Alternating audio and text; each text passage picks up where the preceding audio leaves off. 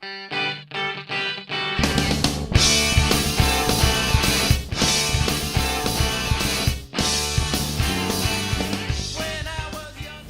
everyone, welcome to Comic Strip Teased. My name's Matt. I'm Dave. And we're talking the art of comics. We've both been collecting original art for about 25 years.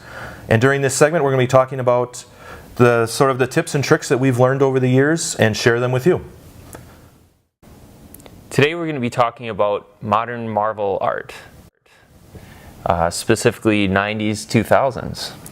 Do you think there's a house style? I mean, would you say there's a house style today the way there was in the past?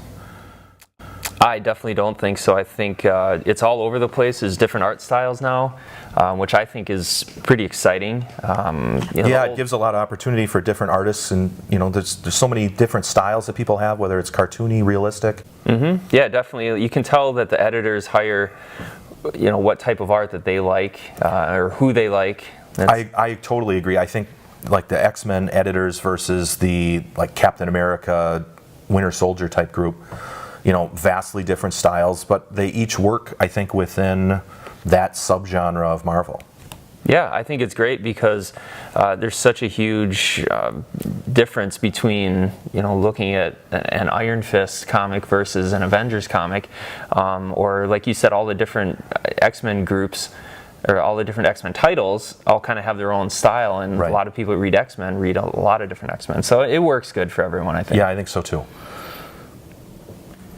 So between Matt and I, we have over 24 different Marvel pages. So we wanted to narrow it down today and just talk about 3 of them each. Sure. And Matt's going to start with his one of his first ones. Okay, so the first page I'd like to talk about is actually the first page of original art I ever bought, which is SpiderMan 2099, issue 13, page 19. This book, I stumbled onto a whole stack of original art that was in the basement of a comic store in London, which I know sounds a little crazy. I was there on an art trip. It's quite a place to buy your first page. Right. And they were just scattered on the floor, and we were with my buddy Chris, and we were flipping through them. Couldn't believe that they were sitting there. They were pretty reasonable. I was in college at the time, so I didn't have a lot of money. I think they were like $50 each. So I went through, and I'm a cheapskate, so I didn't buy the most expensive page. But You're very cheap. Oh, thank you. Yeah. But I didn't buy the cheapest one either. I bought what I thought was the best bang for the buck. So I got this one. Part of what I love about this page is not only Rick Leonardi's sort of real dynamic action panels that he does. I think he's a really underrated artist. But the big kicker for me is that it is inked by the legendary Al Williamson. Some of you would probably know him more for his comic strip art. He did Flash Gordon for years. He did a lot of the early Marvel Star Wars comic strips that were written with Archie Goodwin. Anyways, I think his inks are so distinctive. You can really see it in the backgrounds, the way he does, where he kind of leaves stuff a little scratchier, but yet it's all tight. It's fantastic. Yeah, I think that he does a great job of storytelling, going panel to panel. He's really good at showing action shots. That's what I really like that top panel where Spider-Man's just diving like that. It seems real, it just seems tangible. I just like how he does that. The other thing I love about this page is it still has the original word balloons on it, where today that stuff's all done digitally on the computer. So to find a little older pages from the 90s or before where the letterer was still done, all that lettering was still done by hand is fantastic. So the first page I'm going to talk about is actually my most recent page that I purchased. It's a Mike Henderson page. It's from the What If title, and it's got some major Marvel characters in it. It's not something that I would typically buy anymore, just because I have certain other titles I'd rather purchase. Sure. But I do like Henderson's art. I actually like Nailbiter a lot that he did from Image. Yeah, that's fantastic.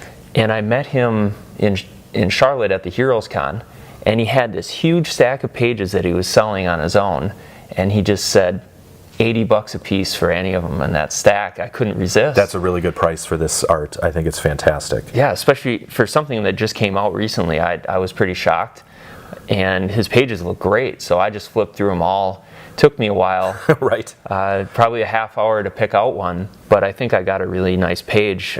We've got major Marvel characters on this page. We've got Thor, we've got Captain America. I just think it really pops. Oh, it's a beautiful piece of art. I think the ink washes on it are fantastic. There's so much time that went into this page.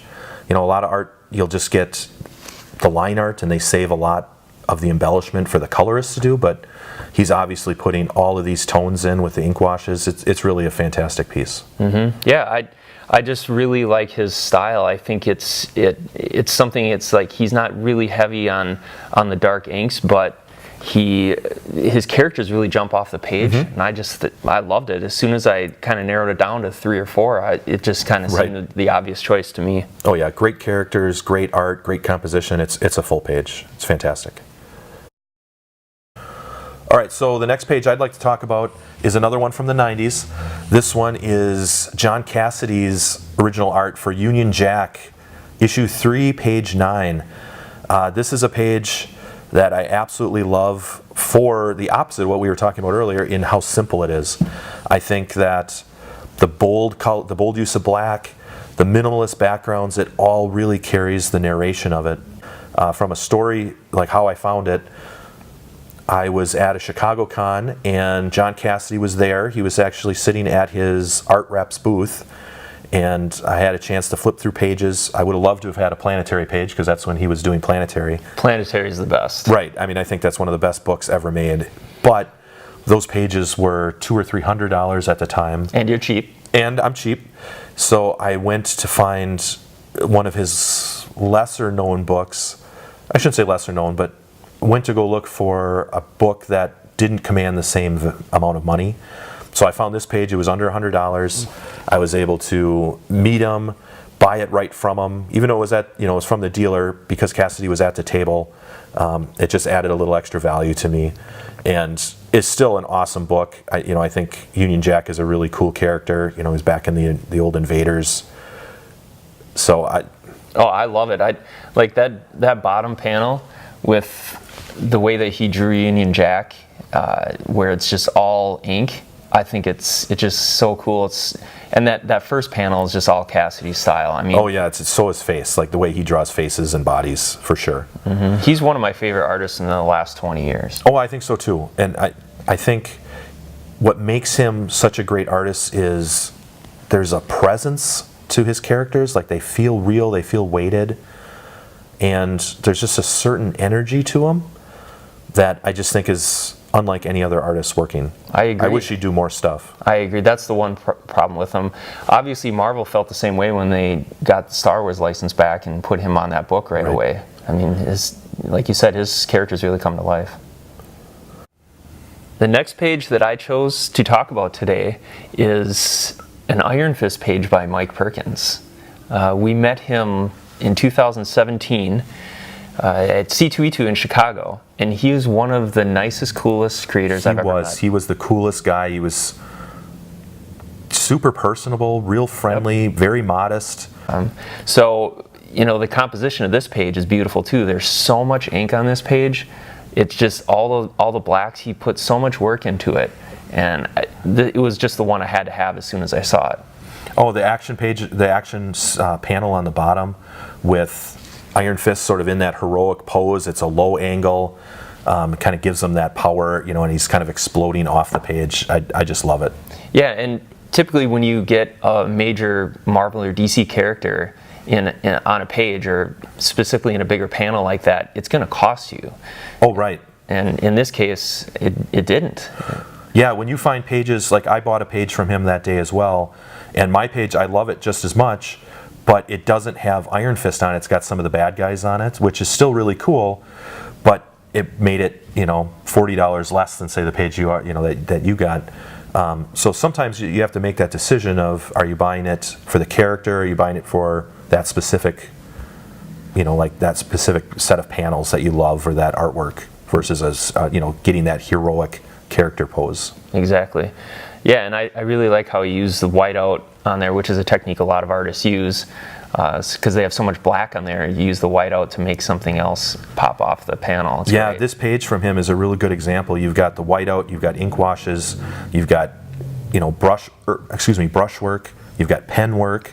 He's kind of using a whole bunch of tools here, and it creates just a masterpiece. Okay, so the third page I'd like to share today is Captain America number 46, page 15. This was drawn by Steve Epting, who I think is one of the absolute best comic artists working today.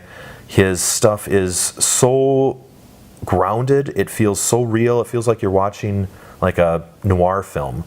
It always seems to have an atmosphere. The lighting in them is always moody, kind of gives a real hard edge to everything, more of a hard-boiled quality. Yeah, he's definitely top 5 artist for me, easily. I love his style. He's another one I wish did more, but everything that he does I think is fantastic. Yeah, his Velvet I think was the best book of last year for sure. I just absolutely love that title. So in this specific page, what I thought was so great is the cinematic quality of it.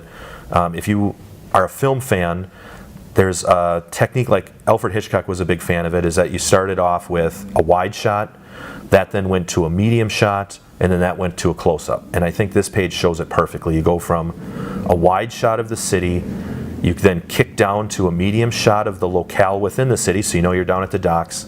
Then you go to a 2-shot that shows the bad guys, and then you go to a close-up of Cap emerging.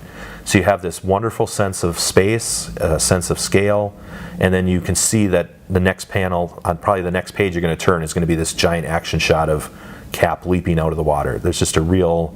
That bottom panel is one of the coolest panels I've seen in original art in person. Honestly, it's perfect. I mean, it looks so real, and it's just this daunting. Captain America's gonna come and kick some ass. Right.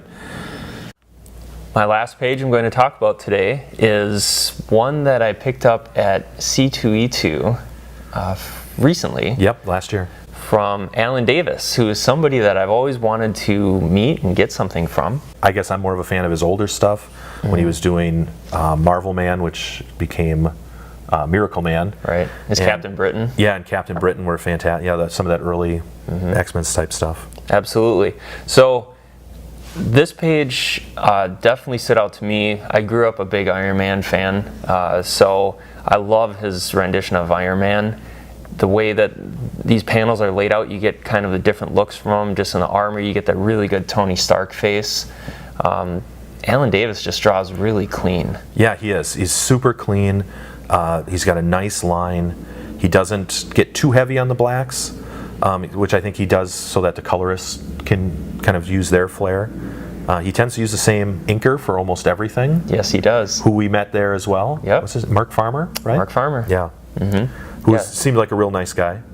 Yeah, those two have been at comics together for a long time, so it was really cool to get something right from his table.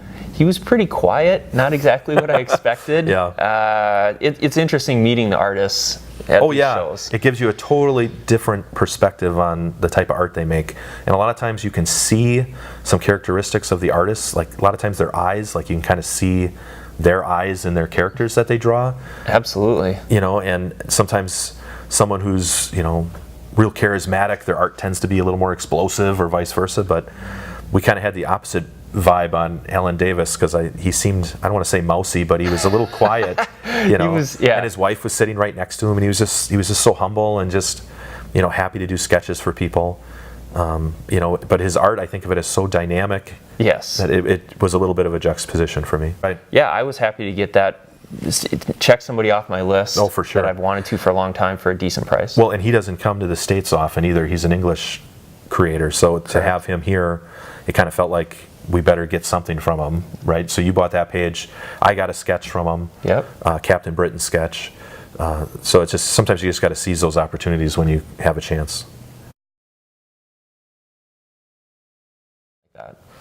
Would you say that there's any Marvel art that you're still looking for?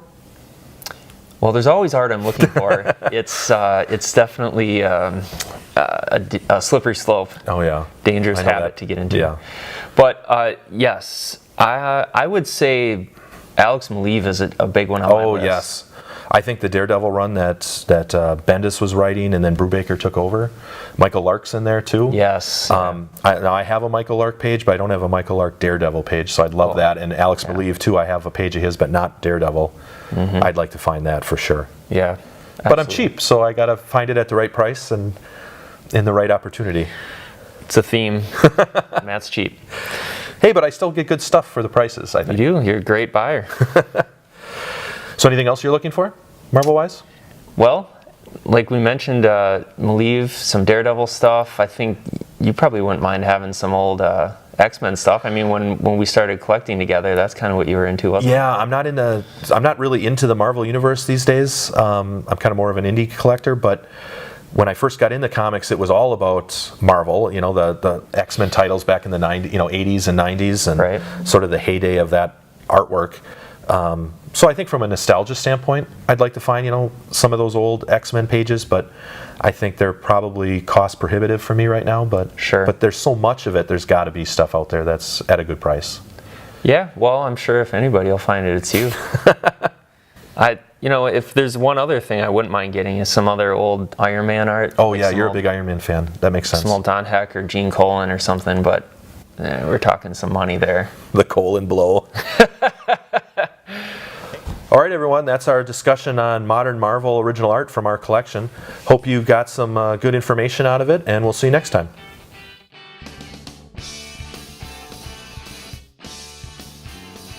If you like the content of this video, please drop a thumbs up below to support the channel, and make sure to click subscribe to see future content.